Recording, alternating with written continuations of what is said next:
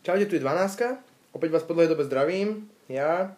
Tentokrát som u mojej babky na byte a tento byt vlastne bude od augusta na skúšku môj, takže uvidíme, ako sa mi bude samým dariť. Začínam život 20-ročného chalana a konečne sa mi splní môj sen a budem mať konečne vlastný byt, čo je úplne, ale geniálne a veľmi dobré a veľmi sa to teším, pretože určite viem, že mi to bude fakt super a budem sa mať fakt dobre. Teraz tu robím troška menšie poriadky a je to fakt strašne veľa bordelu, takže dúfam, že to čoskoro upracujem a bude to tu úplne skvele vyzerať, ako by to v takom byte správneho after teenagera malo vyzerať. Zatiaľ je tu strašne veľa bordelu, ako môžete vidieť. Môžete všelijako harampadia a somarín. Ako som včera chcípaný do včerajška.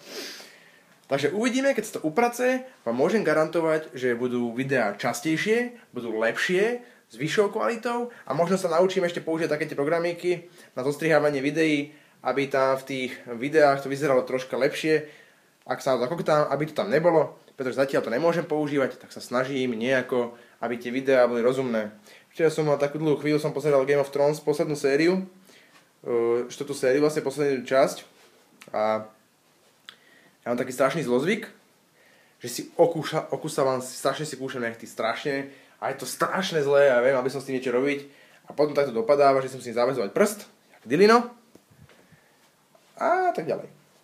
No a teraz sa si chystám, zrejme pôjdem ešte babke. Nájsť sa niečoho. Pretože som celkom hladný a už mi škrká v bruchu dosť. Takže to je zatiaľ asi aj všetko na dnes.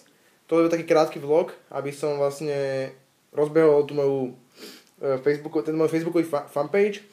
Takže ak sa vám toto video páčilo, dajte like a prípadne dajte tuto niekde dole, sa nachádza subscribe, odoberajte ma, ak sa vám video nepáčilo, alebo máte na to nejaký iný názor, vyjadrite sa, pozitíva, negatíva, beriem akékoľvek názory, je to čisto len na vás, takže kľudne napíšte tuto dole pod video, napíšte kľudne nejaký váš názor, či sa vám video páčilo, či sa vám nepáčilo, čo by som mohol na ňom zmeniť, čo by som tam mohol pridať.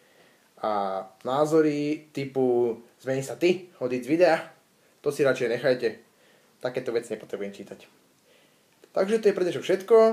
Zdraví vás 12 a prajem vám príjemný zvyšok dnešného dňa a moc sa večerného pite. Čaute!